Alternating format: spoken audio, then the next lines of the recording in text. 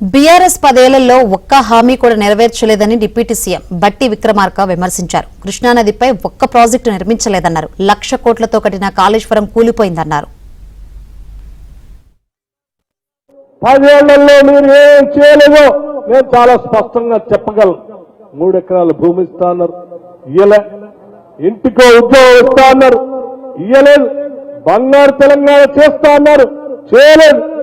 ఉద్యోగాలన్నీ నాశనం అయిపోయినాయి, ఒక్కళ్ళకు కూడా ఇవ్వలేదు. ఇలా చెప్పుకుంటూ పోతే అనేక ఉన్నాయి. మీరు చెప్పినటువంటి వాగ్దానం ప్రతి శాసనసభ నియోజకవర్గానికి 1,00,000 ఎకరాలకు నీళ్లు తగ్గకుండా ప్రాజెక్టులు కడతామని చెప్పారు. కృష్ణానది పైన ప్రాజెక్టులు కట్టి నీళ్లని పారిస్తా అన్నారు. గోదావరి నది పైన ప్రాజెక్టులు కట్టి గోదావరి నీళ్ళని పారిస్తా అన్నారు.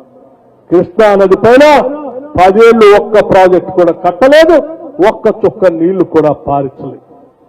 గోదావరి నది పైన కట్టక 1,00,000 కోట్లు పెట్టి కట్టినటువంటి కాళేశ్వరం ప్రాజెక్టు ఏమైందో మీరు చూశారు. మరి ఏందయ్యా మీరు చేసింది? ఏం చేశారు? 10 ఏళ్ళు ఏమీ లేదు.